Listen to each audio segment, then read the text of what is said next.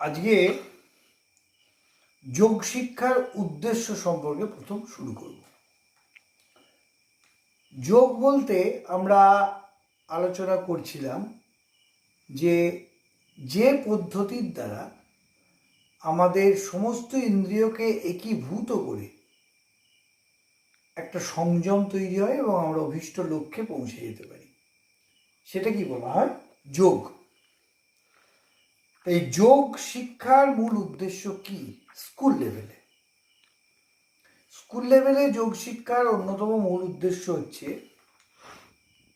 নৈতিক মূল্যবোধ শিশুর মধ্যে তৈরি করা, দায়িত্ববোধ, কর্তব্যবোধ এগুলো তৈরি করা, স্বাস্থ্যের উন্নয়ন ঘটানো এবং সক্রিয়তাকে তাদের মধ্যে তৈরি করা, মানসিক স্থিতিশীলতা বজায় করা, মানসিক স্বাস্থ্যবিধিকে তৈরি করা, আর চেতনার সর্বোচ্চ স্তরে উন্নীত হয়ে আত্মোপলব্ধির ব্যবস্থা করা, সেলফ রিয়েলাইজেশন, নিজের আত্মাকে জাগ্রত করা এবং আত্মার জাগরণের মধ্যে দিয়ে আত্মশুদ্ধিকরণ তৈরি করা। তাহলে এতগুলো বিষয়কে আমরা একটি শব্দ যোগ এর মধ্যে দিয়ে কিন্তু চালিত করতে পারি। এইবার দেখুন, আমরা আত্মশক্তির উপলব্ধির কথা বলেছি। এই আত্মশক্তিটা কি? আত্মশক্তিটা হচ্ছে যে শক্তির জাগরণে আমরা জীবিত থাকি আর যে শক্তির অপসারণে আমাদের মৃত্যু হয়, সেটাই আত্মশক্তি।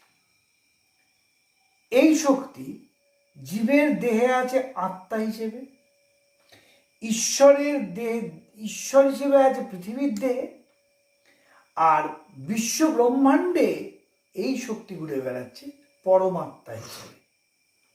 এটাই হলো আমাদের প্রাথমিকভাবে আত্মা সম্পর্কে রিয়েলাইজেশন বা উপলব্ধি। আর সেই আত্মার জাগরণ ঘটাবে যোগ। ক্লিয়ার হয়েছে? এবার আসছি আমরা যোগের বিভিন্ন পথ এবং মত নিয়ে আলোচনায়। যোগের মূলত কেন করা হয় এই বিষয়টা আমাদের জানতে হবে। কেন যোগ করা হয়? যোগ করার অন্যতম উদ্দেশ্য হচ্ছে যে মনের শুদ্ধিকরণ, আত্মার বশীকরণ। কিন্তু আমরা দেখেছি যে যারা যোগী বা যোগ সম্প্রদায়ের মানুষ, তারা মূলত যোগকে দুটো ভাগে ভাগ করেছে। একটা হচ্ছে রাজযোগ আর একটা হচ্ছে হঠযোগ। আমি আগেই আলোচনা করেছিলাম, মৎস্যেন্দ্রনাথ, গোরক্ষনাথ এনারা হঠযোগের প্রবর্তক, এই সম্প্রদায়, নাথ সম্প্রদায়। এই যোগটা আবার কি? রাজযোগ অর্থাৎ এই যোগীরা মনের গতিবিধি নিয়ে আলোচনা করে। এদের মূল বিষয় হচ্ছে মনের গতিবিধি, মনের আচরণ সম্পর্কীয়। আর হঠযোগীদের মূল বিষয় হচ্ছে শরীর সম্পর্কীয়। রাজযোগীরা বলছেন যে মনকে তুমি নিয়ন্ত্রণ করো, তাহলে আত্মা বা শক্তি তোমার নিয়ন্ত্রণে থাকবে। আর হঠযোগীরা বলছেন যে শরীরকে নিয়ন্ত্রণ করতে হবে, মনের গুরুত্ব তাদের কাছে কিছু নেই। এখানে হঠযোগের গোলমাল একটা আছে। গোলমালটা কি? হঠযোগরা চিত্তবৃত্তি বা মনের কার্যাবলীকে কোনো গুরুত্ব দেয় না। তাদের কাছে হচ্ছে একটাই বক্তব্য, যতক্ষণ না শরীর তোমার নিয়ন্ত্রণে আসছে ততক্ষণ তোমার মন নিয়ন্ত্রণে আসবে না। চিত্ত চাঞ্চল্যতা তৈরি হবে তখনই যখন তোমার শরীর আনচান করবে। তাহলে এই জন্য হঠযোগী দর্শনকে হিন্দু দর্শনের মূল ধারা হিসেবে কখনোই গণ্য করা হয় না। কিন্তু এটা একটা অন্যতম যোগ। এবার রাজযোগ, রাজযোগ কেন বলা হচ্ছে? মন যদি তোমার নিয়ন্ত্রণে থাকে, মন যদি তোমার বশে থাকে, তাহলে তুমি সব পথকেই কিন্তু অনায়াসে দখল করতে পারবে। এই জন্য এই যোগটার নাম দেওয়া হয়েছে রাজযোগ। এটা অ্যাকচুয়ালি রাজযোগ নামে পরিচিত ছিল না। এটা রাজযোগ, এটা অ্যাকচুয়ালি পতঞ্জলির যোগ সূত্র হিসেবে পরিচিত ছিল। রাজপথ যেমন মসৃণ, খানাখন্দহীন, নিশ্চিন্তে চোখ বুজে যাওয়া যায় রাজপথে, তেমনি মনকে যদি তুমি নিয়ন্ত্রণ করে চলতে পারো, তাহলে নিশ্চিন্তে প্রত্যেকটা জায়গায় তোমার অবাধ গতিবিধি থাকবে। এই কারণে এই যোগটার নাম হচ্ছে রাজযোগ। অর্থাৎ রাজার পথে যেমন পরিচালিত হওয়া যায় নিশ্চিন্তে চোখ বুজে, তেমনি এই যোগ অভ্যাসকারীরা যে কোনো পথেই কিন্তু হাঁটতে পারবেন। এটাকে মূলত রাজযোগ আখ্যায়িত করেছিলেন বিবেকানন্দ, এবং তার হাতেই এই রাজযোগের বিরাট ব্যাপ্তি হয়েছিল, এটা আমরা জানি। এই রাজযোগের ছাড়াও আরো অনেকগুলো যোগ আছে। কর্মযোগ, ভক্তিযোগ, আমরা এটা আগে আলোচনা করেছি। রাজযোগ করতে গেলে 8টি ধাপ আছে, যেটাকে বলা হচ্ছে 8টি অঙ্গ বা অষ্টাঙ্গ। এই 8টি অঙ্গ বা প্রত্যঙ্গ এরা দেহ শিক্ষার অপরিহার্য অঙ্গ, এবং এই 8টি ধাপকে যদি কেউ অর্জন করতে পারেন, তার পক্ষে পৃথিবীতে মোক্ষ লাভ করা অসম্ভব নয়। এই 8টি ধাপ কি কি? 1 নম্বর হচ্ছে ইয়ম বা যম, 2 নম্বর হচ্ছে নিয়ম, 3 নম্বর আসন, 4 নম্বর প্রাণায়াম, 5 নম্বর প্রত্যাহার, 6 নম্বর ধারণা, 7 নম্বর ধ্যান, এবং 8 নম্বর হচ্ছে সমাধি।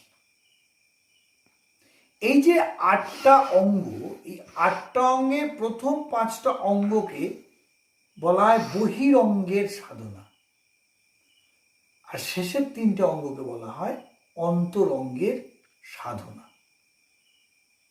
এবারে আমি প্রত্যেকটা অঙ্গ সম্পর্কে আলাদা আলাদা আলোচনা করব। প্রথম হচ্ছে ইয়ম বা যম।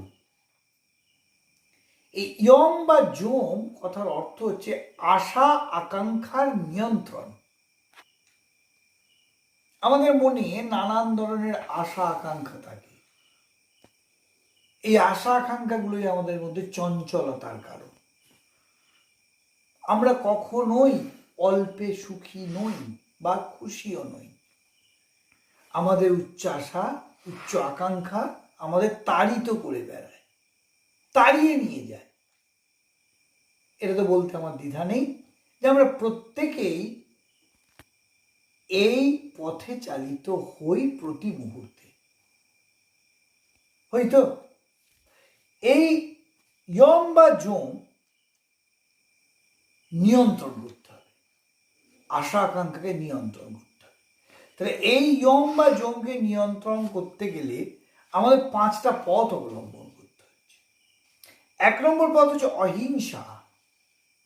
অহিংসা কথার অর্থ আমরা প্রত্যেকেই জানি, হিংসা না করা, কোনো প্রাণীকে আঘাত বা অত্যাচার না করা। আমি প্রাণী কথাটা বললাম, কিন্তু প্রাণীকে আঘাত করব না তার মানে কি আমি সংযমী হয়ে গেলাম? তা নয়। বা আমি অহিংস হয়ে গেলাম? তা নয়। এখানে অহিংস বলতে বলা হচ্ছে মনের কোনো নেতিবাচক অবস্থানকে প্রশ্রয় না দেয়া, নেতিবাচকতা থেকে দূরে সরে থাকা, সেটাই হচ্ছে অহিংসা। সবসময় পজিটিভ বা ইতিবাচক মানসিকতা নিয়ে আমাদের এগিয়ে যেতে হবে। এ কথাটা আমি সবসময় বলি, be positive, do positive, think positive. অর্থাৎ সবসময় তোমাকে পজিটিভ হতে হবে, তাহলেই তুমি কিন্তু অহিংসক হয়ে উঠবে। এবং এই অহিংসা শব্দটা হচ্ছে তোমার আপনাদের মনকে নিয়ন্ত্রণের একটা চুক্তিপত্র,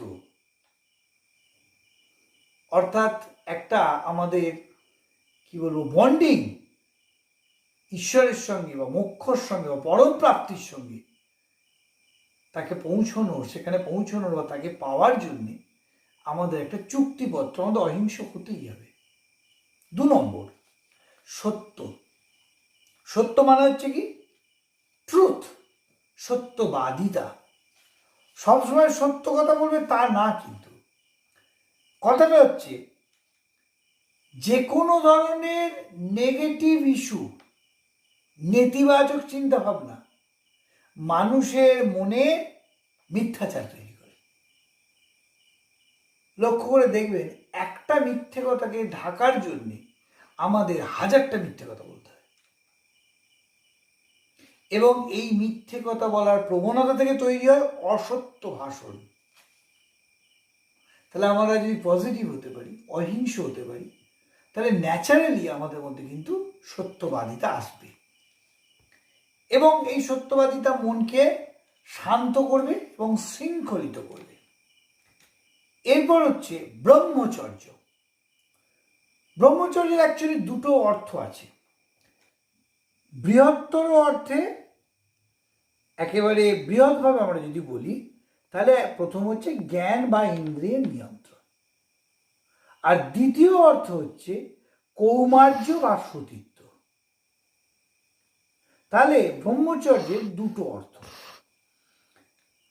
এই যে কৌমার্য সতীত্ব বা জ্ঞান বা ইন্দ্রিয়ের নিয়ন্ত্রণ, এটা হচ্ছে সমস্ত রকমের কাম বা কামুকতা থেকে নিজেকে নিবৃত করার পদ্ধতি, নিজেকে সরিয়ে নিতে হবে। আমরা কামুকতা বলতে কি বুঝি? যে কোনো ধরনের এনজয়মেন্ট, উপভোগ্যতা। কামুকতা মানে অনলি সেক্স নয়, যে কোনো ধরনের উপভোগ্যতা, মদ্য হতে পারে, মাংস হতে পারে। এই যে আমাদের উপভোগ করে আনন্দ অর্জনের একটা প্রবণতা বা প্রবৃত্তি থাকে, এগুলো থেকে কিন্তু আমাদের মধ্যে দুর্বৃত্তপরায়ণতা বা দুর্নীতিপরায়ণতার জন্ম নেয়। আর যৌন সংসর্গ বা বিভিন্ন ধরনের ভ্রষ্টাচার, এগুলো তো আরো নোংরামির জন্ম দেয়, এটা আমরা জানি।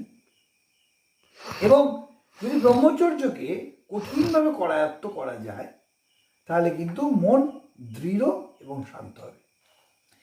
এরপর হচ্ছে অস্তেয়। অস্তেয় মানে হচ্ছে অচৌর্য বৃত্তি। অচৌর্য বৃত্তি মানে কি? কোনো কিছু চৌর্য বৃত্তি অবলম্বন না করা, যে কোনো ক্ষেত্রে কথা বলার চৌর্য বৃত্তিও অবলম্বন না করা, অর্থাৎ স্বকীয়তা বজায় রেখে সুস্থ চিন্তন প্রক্রিয়াকে জাগ্রত করা। আর শেষেরটা হচ্ছে অপরিগ্রহ। অপরিগ্রহ মানে কি? ত্যাগ, লালসাহীনতা। মানুষের সামান্য প্রয়োজন, আমরা সেই প্রয়োজনের অতিরিক্ত যদি দাবি করি, তাহলে আমাদের মনের মধ্যে নোংরামি, ভ্রষ্টাচার, চৌর্যবৃত্তি এগুলো আসবে। তাহলে যদি আমাদের অপরিগ্রহ মানসিকতাকে আমরা তৈরি করতে পারি মনকে সংযমের দ্বারা, তাহলে আমরা কিন্তু সঠিক লক্ষ্যে পৌঁছাতে পারব। এরপর আমরা আসছি দ্বিতীয় যে ধাপ, সেটা হচ্ছে নিয়ম। নিয়মটা হচ্ছে কি? শৌচ। এখানেও 5টা আছে নির্দেশ, 5টা স্টেপ নিয়ম পালনে। 1 নম্বর শৌচ, 2 নম্বর সন্তোষ, 3 নম্বর তপ, 4 নম্বর স্বাধ্যায়, আর 5 নম্বর হচ্ছে ঈশ্বর প্রণিধান। শৌচটা কি? আমরা যে কোনো কাজ পরিচ্ছন্নভাবে সুস্থ মানসিকতা নিয়ে করব। দেখবেন আমরা যদি পরিষ্কার পরিচ্ছন্ন থাকি, আমাদের চারপাশটা যদি পরিষ্কার পরিচ্ছন্ন করে বাড়িটাকে রেখে দিই, বা যেখানে আমরা বসবাস করি সেই ঘর বাড়িগুলোকেও যদি পরিষ্কার পরিচ্ছন্ন করি, দেখবেন মনে একটা প্রশান্তির জন্ম নেয়। কিছু মানুষ আছেন তারা নোংরা জামা কাপড় পরতে ভালোবাসেন, অগোছালো থাকতে ভালোবাসেন, বাইরে থেকে ঘুরে এলেন, জামা কাপড়টা দুম করে হ্যাঙ্গারে ফেলে দিলেন বা বিছানার উপর ফেলে দিলেন, বাড়ির লোক করবে। এগুলো কিন্তু শৌচবৃত্তির অনুসারী নয়। অর্থাৎ তাদের মধ্যে যে নোংরা মানসিকতাটা এখান থেকেই ধীরে ধীরে জন্ম নেয়। এই নোংরা মানসিকতা মানে কি? অপরিচ্ছন্নতা। আর এই অপরিচ্ছন্নতা আমরা জানি বৈজ্ঞানিকভাবে নানান ধরনের কুচিন্তা, কুপরামর্শ এবং নানান ধরনের জীবাণু, ভাইরাস দ্বারা ইনফেকশনকে জন্ম দেয়, এটা আমরা জানি। সেই জন্য বলা হচ্ছে যে মানুষ বাড়ির চারপাশ এবং নিজেকে খুব পরিষ্কার পরিচ্ছন্ন রাখতে পারেন তিনিও কিন্তু মুক্তিপথের দিকে অনেকটা এগিয়ে যেতে পারেন। এবার 2 নম্বর যে সন্তোষ অর্থাৎ তৃপ্তি, আমি যা পেয়েছি বাবা তাতেই আমি খুশি, এই বোঝার ক্ষমতা যদি মানুষের জন্ম নেয় সে কিন্তু অনেক বড় মাপের মানুষ। আমার বেশি চাই না, অর্থাৎ যেটুকু পাচ্ছি আমার যোগ্যতা অনুসারে, আমার প্রয়োজন অনুসারে, তাতেই আমার নিবৃত্তি হবে। এই বোধটা যদি আমরা তৈরি করতে পারি তাহলে অকারণ হানাহানি, মারামারি আমাদের বন্ধ হয়ে যাবে। 3 নম্বর তপ। তপ হচ্ছে কঠোর সংযম এবং কৃচ্ছ সাধন, বিলাসিতা, আধুনিকতা, সমাজের আরাম সুখ ত্যাগ করে সাধারণ জীবন যাপন পালন করা। স্বাধ্যায়, স্বাধ্যায় হলো আত্ম অধ্যায়, আত্মপরিচয় বা শাস্ত্রপাঠ। অর্থাৎ এখানে কোনো যোগ ব্যায়াম কিন্তু অন্তর্ভুক্ত নয়। আত্মশুদ্ধিকরণ, আত্মপ্রত্যয়কে তৈরি করা দৃঢ়তার মাধ্যমে, এটা কি বলা হচ্ছে? স্বাধ্যায়। আর শেষে হচ্ছে ঈশ্বর প্রণিধান, অর্থাৎ সব কিছুর শেষে ঈশ্বরের কাছে নিজেকে নিবেদন করা। প্রত্যেক দেবতার কাছে নিজেকে যদি আমি নিবেদন করতে পারি, আত্মা অবিনশ্বর, আত্মার বিলাস হয় না, আত্মা বিলোপ হয় না, এক দেহ থেকে আর এক দেহ ধারণ করে মাত্র, এটা শাস্ত্রের মত। আমি সে মতে যাচ্ছি না। কাজে ঈশ্বর অর্থাৎ অতীন্দ্রিয় একটি শক্তির কাছে প্রণিপাত করা, তাতে কিন্তু প্রশান্তি আসবে। এরপর আমরা আসছি আসন। আসন কি? আসন হচ্ছে 3য় ধাপ। আসন মানে হচ্ছে যে বসার ভঙ্গিমা। আমরা জানি এই আসন কথাটা ভিন্নভাবে বিভিন্ন ক্ষেত্রে প্রয়োগ হয়েছে। এই আসন মানে যোগ ব্যায়ামকে অনেকে ভেবে থাকেন, তা কিন্তু না। এই আসন অনেক রকম আছে। শবাসন, মকরাসন, কুমিরাসন, শীতল আসন, সিদ্ধাসন এবং পদ্মাসন।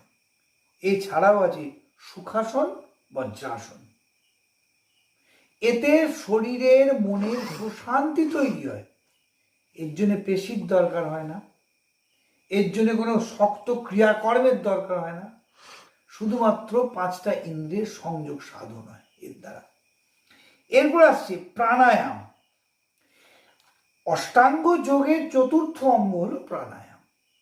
এই প্রাণায়াম সম্পর্কে আজকে আমরা বহুজন বন্দিত জানি। কপালভাতি বা বিভিন্ন ধরনের প্রাণায়াম আমরা পেয়েছি। এই প্রাণায়ামের অর্থ হচ্ছে শ্বাস আর প্রশ্বাসকে নিয়ন্ত্রণ করা। অর্থাৎ যখন আমরা শ্বাস প্রশ্বাসের গতিবিধিকে নিয়ন্ত্রণ করে বিচ্ছিন্ন করে দিতে পারি, তখনই আমরা শরীরের উপর নিয়ন্ত্রণ করতে পারি। বিচ্ছিন্ন করার অর্থ কি? বিচ্ছিন্ন মানে স্টপ নয়, তাহলে তো মরে যাবেন। বিচ্ছিন্ন মানে নিয়ন্ত্রণ করা, অর্থাৎ নিজের ইচ্ছে মতো শরীরে বাতাস ঢোকাবো, আবার প্রয়োজনে সেই শরীর থেকে বাতাসটাকে আমরা বার করে দেবো। এই প্রাণায়াম বিভিন্ন রকমের আছে। ভস্ত্রিকা প্রাণায়াম আছে, কপালভাতি প্রাণায়াম আছে, বাহ্য প্রাণায়াম আছে, অনুলোম বিলোম আছে, ভামরি প্রাণায়াম আছে, নারী শোধন প্রাণায়াম আছে, চন্দ্রভেদী প্রাণায়াম আছে, উজ্জায়ী প্রাণায়াম আছে, শীতকারী প্রাণায়াম আছে, মূর্ছা প্রাণায়াম আছে, ইত্যাদি ইত্যাদি। কপালভাতি আছে, সে এক ধরনের প্রাণায়াম। আমরা এগুলো ডিটেলসে যাব না, কিন্তু এগুলো আছে। এরপরে যে প্রত্যাহার, প্রত্যাহারটা কি? প্রত্যাহার হচ্ছে বাইরে থেকে উদ্দীপক শরীরে প্রবেশ করবে, পঞ্চ ইন্দ্রিয় সেই উদ্দীপককে গ্রহণ করবে, সেন্সারের কাছে পাঠাবে, তারপর রিয়াকশন হবে। এটা তো বিজ্ঞান। তাহলে প্রত্যাহার হচ্ছে অনভিপ্রেত কর্মচঞ্চলতা এড়িয়ে যাওয়া। একটা সুন্দরী মেয়ে যাচ্ছে, তার দিকে চোখটা চলে গেল, না, এটা ঠিক নয়। একটা অন্যায় কাজ করছে, কেউ মদ্যপান করছে, বিড়ি সিগারেট খাচ্ছে, মনটা ফুসফুস করে উঠলো খাবো বলে, এটা উচিত না। স্বামীজির একটা উদাহরণ আছে, একটা সুন্দর গল্প স্বামীজি বলেছিলেন। তিনি প্যারিসে গেছিলেন। প্যারিসে গিয়ে অত্যন্ত রূপসী এক মহিলাকে দেখেছিলেন, জায়গাটা আমি এই মুহূর্তে মনে করতে পারছি না। তা সেই রূপসী মহিলাকে দেখে প্রাথমিকভাবে স্বামীজির মনে একটু চিন্তা হয়েছিল। সঙ্গে সঙ্গে তিনি ভাবলেন, এটা আমি কি করছি। তা তিনি তার কথায় বলেছিলেন যে তারপর যখন ঘুরে আমি দেখছি, সেই মহিলার মুখের জায়গাতে আমি একটি প্রাণীর মুখ দেখতে পেলাম। সেই প্রাণীটি কে? বাঁদর। অর্থাৎ তিনি তার শরীরকে, তার মনকে চরম নিয়ন্ত্রণ করতে পেরেছিলেন, তাই তিনি ওটা দেখতে পেয়েছিলেন। তাহলে এই নিয়ন্ত্রণটা তাকে কি করেছিল? ওইটা থেকে এড়িয়ে যেতে সাহায্য করেছিল। তাহলে আমরা প্রত্যেকটি মানুষ যদি এই ধরনের নিয়ন্ত্রণ আমাদের মধ্যে আনতে পারি, তাহলে আমরাও পারব। এটা অত্যন্ত গুরুত্বপূর্ণ। এরপরে আছে ধারণা। অন্তরঙ্গ সাধনার মধ্যে যে তিনটে আছে, তার এক নম্বর হচ্ছে ধারণা। ধারণা হচ্ছে প্রত্যাহারের পরবর্তী অংশ। মনের সমস্ত কিছুকে একটি বিন্দুতে স্থির করা, এটা কি বলা হয়? ধারণা। এই জন্য যোগীরা মেরুদণ্ডের ভেতরে বিভিন্ন ধরনের জ্যোতির্ময় পদ্মের কল্পনা করেছেন মেরুদণ্ডের মধ্যে, এটাকে বলা হয় ধারণা। এই ধারণা যদি তৈরি হয় কারোর মধ্যে, তার মানসিক দৃঢ়তা তৈরি হয়। মানসিক দৃঢ়তা তৈরি হয়। দেখবেন আপনারা চোখ বুজে যদি একাগ্রভাবে কোনো একটি বিন্দুকে এক নাগাড়ে দেখে চোখটি বুজে কল্পনা করেন, চোখ বোঝার পর দেখবেন সেই বিন্দুটা আপনার কপালের মাঝখানে ঘুরছে। অর্থাৎ আপনার মন ওই বিন্দুতে কনসেন্ট্রেট হয়েছে, একীভূত হয়েছে। তা সবাই যদি আমরা যে কোনো বিষয় নিয়ে এই ধারণাকে তৈরি করতে পারি, তাহলে আমাদের উইলিং ফোর্স তীব্র বেগে জাগ্রত হবে এবং আমরা লক্ষ্যে পৌঁছতে পারব। এরপরে যে ধ্যান। ধ্যান হচ্ছে গভীর চিন্তামগ্ন অবস্থা। এই চিন্তামগ্ন অবস্থায় আমরা যখন সাধারণভাবে কাজ করি, এক মনে যদি কোনো কাজ করি, বাইরে কেউ ডাকলেও আমরা সাড়া দিই না। অর্থাৎ আমরা যদি প্রত্যেকটা কাজকে একাগ্র চিত্তে গ্রহণ করতে পারি, তাহলে আমাদের কোনো কাজে কোনো বিঘ্ন ঘটবে না। এরপরের অংশ হচ্ছে সমাধি। সমাধি কি? সমাধি হচ্ছে অষ্টাঙ্গ যোগের শেষ ধাপ সমাধি। সমাধি মানে হচ্ছে সম্মোহ। এই আগের যে 7টা ধাপ রাজযোগের আমরা যদি অর্জন করতে পারি, তাহলে স্বাভাবিকভাবে সব কিছু থেকে আমরা দূরে চলে যাব। আমাদের মন ধীরে ধীরে জ্ঞানাতীত চেতনার স্তরে পৌঁছে যাবে। এটা কি বলা হয়? সমাধি। তাহলে এটা হলো রাজযোগ। রাজযোগে আমরা কি পেলাম? 8টা ধাপ, অষ্টাঙ্গ ধাপ: ইয়ম, নিয়ম, আসন, প্রাণায়াম, প্রত্যাহার, ধারণা, ধ্যান, সমাধি। প্রথমটা 4টে, প্রথম যে ইয়ম, নিয়ম, আসন, প্রাণায়াম, প্রত্যাহার, এই 5টা, 4টে নয় 5টা একসঙ্গে বলা হয় বহিরঙ্গ সাধনা, আর দ্বিতীয় 3টেকে বলা হয় একসঙ্গে অন্তরঙ্গ সাধনা। এরপরে আমরা আসি কর্মযোগে। কর্মযোগ বলতে আমি আগেই বলেছি যে কর্মের মাধ্যমে অভীষ্ট লক্ষ্যে পৌঁছে যাওয়া। এই কর্মবীর যারা, তারা সব সময় কর্ম নিয়েই চিন্তা করেন এবং কর্মতে তারা ধ্যানমগ্ন হয়ে নিবিষ্ট চিত্তে কাজটাকে করে ফেলেন। এর ফলে কি হয়? তার অভীষ্ট লক্ষ্যে পৌঁছতে কোনো বাধা থাকে না, সে পারেই না। আর ভক্তিযোগ কি? ভক্তিযোগ হচ্ছে ভক্তির মাধ্যমে, প্রেম ভক্তির মাধ্যমে ঈশ্বরের আরাধনা করা। এই ভক্তিযোগ হচ্ছে আপনার অনেক প্রকার। শ্রবণ অর্থাৎ দেবতা সম্পর্কে কথা শোনা, কীর্তন দেবতার নাম গুণগান করা, স্মরণ দেবতাকে স্মরণ করে পথ চলা, পদসেবন ঈশ্বরের পায়ে মাথা নত করা, অর্চনা বা পূজা অর্থাৎ প্রকৃতভাবে মন থেকে ঈশ্বরকে সাধনা করা, বন্দনা ভগবানের সামনে প্রণিপাত বা নমস্কার করে তাকে বন্দনা করা, দাস্য অর্থাৎ হে ঈশ্বর তুমি আমার প্রভু, আমি তোমার দাস, এই হিসেবে তার সেবা করা, সখ্যতা অর্থাৎ আমি যদি ভুল করি আমার বন্ধু আমায় পথ দেখাবে, ঈশ্বর আমার দেবতা। আর হচ্ছে আত্মনিবেদন অর্থাৎ দেবতার পায়ে আত্মনিবেদন করে দেওয়া, এটাকে বলা যায় ভক্তিযোগ। তাহলে আমরা তিনটে যোগ পেলাম, রাজযোগ, কর্মযোগ, ভক্তিযোগ। এই রাজযোগ এই তিনটে যোগের মূল। আর একটা যোগ হচ্ছে হঠযোগ, আমরা আগেই আলোচনা করেছি। রাজযোগের কথা হচ্ছে মনকে শুদ্ধ করো, আর হঠযোগের কথা হচ্ছে শরীর আগে তারপরে মন, শরীর শুদ্ধ হলেই মন শুদ্ধ হবে। আর রাজযোগ হচ্ছে মন শুদ্ধ হলে শরীর শুদ্ধ হবে। আজকে এই অবধি থাক, আমি নেক্সট ভিডিওতে আবার আসবো।